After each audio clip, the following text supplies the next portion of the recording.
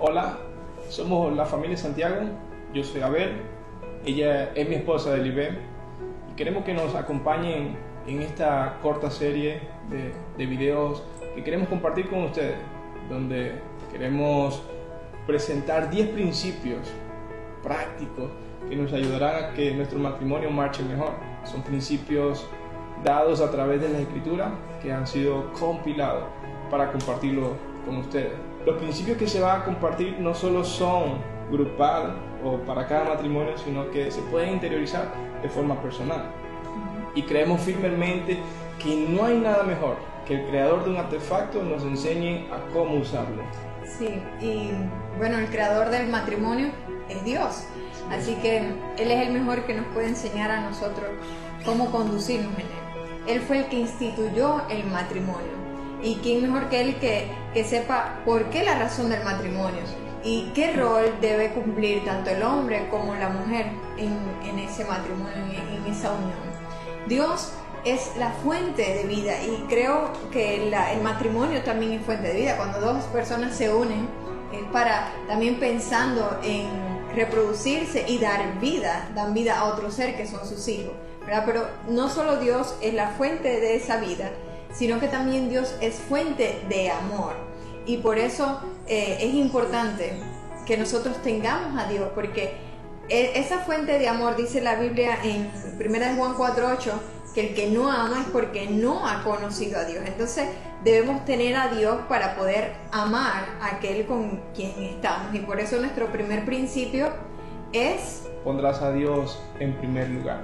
Y este principio no es nuestro, este principio está en las Escrituras muy implícito, y lo encontramos en Deuteronomio capítulo 6, versículo 5, que dice: y amarás a Jehová tu Dios de todo tu corazón y de toda tu alma y con todas tus fuerzas.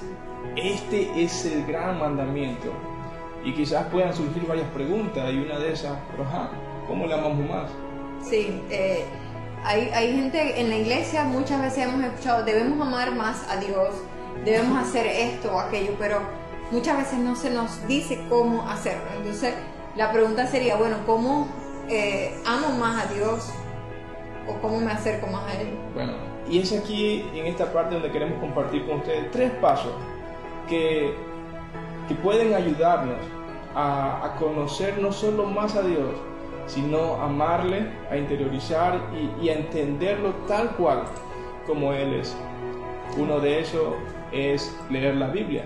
Es importante que leamos la Biblia. Sí, y para eso es bueno hacerlo de forma ordenada o cronológica. Muchas veces abrimos la Biblia como para hacer un checklist. Y esto es lo que voy a leer hoy, y mañana abro la Biblia por otro lado. No, la idea es que sea productiva, y para eso entonces lo puedo hacer de forma ordenada. Sí, y eso nos lleva al segundo paso, que oremos y pidamos a Dios que nos ilumine, nos dé el discernimiento para entender lo que Él quiere hablarnos a nuestra vida, sí, a través de sus escrituras, y también poder conocerle al más, poder entender tal cual como es Él, para ir al tercer paso: obedecer, poner en práctica lo que hemos aprendido, poner en práctica lo que conocemos, porque muchas veces sabemos lo que tenemos que hacer, pero a veces. Por eso debes leerla, orar para comprender, y tercero,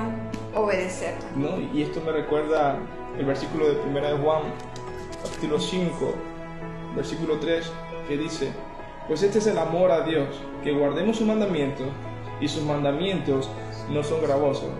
Es decir, no solo cuando leemos la Biblia, le conocemos más, le amamos más, sino que interiorizamos ese amor de Dios por nosotros, que hizo a través de su Hijo Jesucristo al morir en la cruz y redimirnos, y entendemos de tal forma ese amor, esa magnitud que está en nosotros, el deseo de obedecerle, y no se nos hace pesado el obedecerle, porque entendemos que Él está cuidando de nosotros.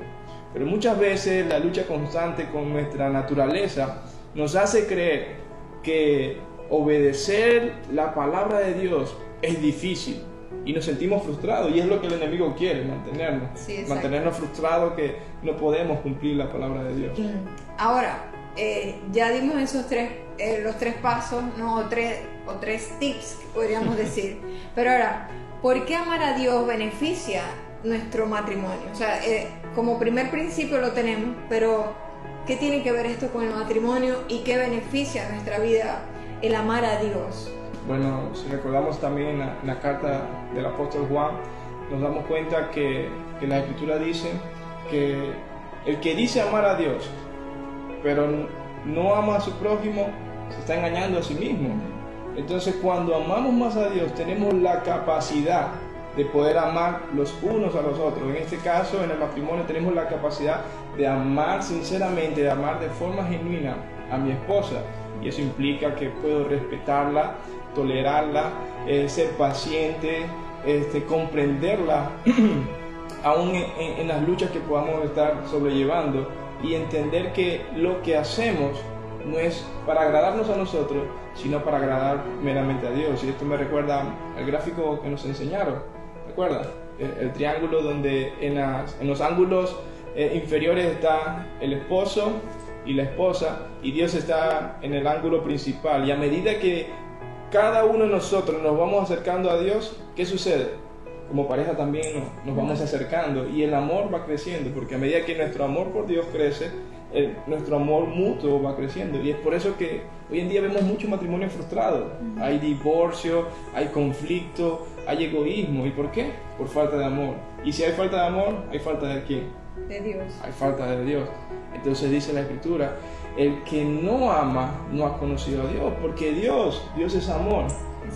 Y eso es uno de los muchos beneficios que podemos encontrar en la Escritura, porque no solo nos beneficia a nosotros como pareja, sino que beneficia a nuestro entorno, porque nuestro amor mutuo, que se ve reflejado a través de nuestro amor por Dios, va influenciando a nuestro entorno, a las personas que nos ven, a las personas que compartimos, con nuestros familiares, con los hijos que tienen hijos, y con todo nuestro entorno. Y nos va siendo evidente que no solo vale la pena amar a Dios, sino que tu vida refleja esa paz, esa seguridad, esa confianza, y muestra ese algo que muchos no tienen, y es el amor de Dios en su vida. Sí, y hay un punto importante que es el temor a Dios, que cuando nos acercamos a Él le tememos. Y el principio de la sabiduría, como dice Proverbios, es el temor a Jehová. Y más adelante en el capítulo 6, capítulo 8 dice que el temor de Jehová es aborrecer el mal. Entonces, cuando aborrezco el mal, aborrezco todo aquello que no solo a Dios no le agrada, sino que a mi pareja tampoco le agrada. Porque, por ejemplo, lo que es el adulterio, que es uno de los problemas donde se ve y es causa de muchos divorcios. Entonces, cuando yo temo al Señor, yo sé que eso no agrada a Dios, yo sé que Él me está viendo, y entonces ese temor me hace respetar a Dios, pero también respetar a mi pareja. Y como estamos entendiendo la idea, a medida que nuestro amor por Dios, nuestra fidelidad hacia Él va creciendo, así como Él es fiel hacia con nosotros, nuestro amor hacia por el prójimo, en este caso nuestro amor hacia por nuestra esposa, nos lleva no solo a aborrecer lo que no le agrada a Dios, sino lo que no me conviene a mí como persona y lo que no nos conviene como matrimonio. O sea, a medida que yo amo a Dios y me acerco a Él, aborrezco todo lo malo, la pornografía, miradas indebidas, pensamientos indebidos, porque procuro estar bien delante de Dios, pero también procuro estar bien con mi esposa. Sí, no solo evitar lo malo, no solo evitar lo malo, sino ser no solo pasivo en el sentido de no hacer esto, no hacer aquello, sino activo. Voy a amar, voy a ser cariñoso, porque el amor de Dios nos enseña también a poder amar al otro. Cuando yo veo a Cristo que me amó con tal manera, que cuando leo su palabra veo lo que hizo por mí sin yo merecerlo, y a veces decimos, yo no le voy a preparar el café porque no se merece por lo que hizo. Pero no, nosotros hicimos muchas cosas peores que nuestro esposo pudo haber hecho con nosotros. Nosotros hicimos lo desagradable delante de Dios, y Él aún así nos perdona. Entonces, cuando veo eso, me invita a Dios a amar a mi pareja. Entonces, por ese el peso de este primer principio que quisimos compartir con ustedes, que es poner a Dios en primer lugar, porque esa es la base de todo, de nuestra vida personal, pero también de nuestro matrimonio. Sí. Y bueno, se nos acabó el tiempo. Y como para cerrar, un matrimonio sin Dios es un matrimonio incompleto.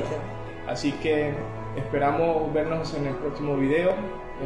De verdad que el tiempo es bastante corto, pero esperamos en el Señor que cada palabra que salga de aquí sea para edificación de sus vidas y que sea la misma Escritura hablándonos a nosotros y a ustedes también. Así que gracias por su atención y Dios les bendiga.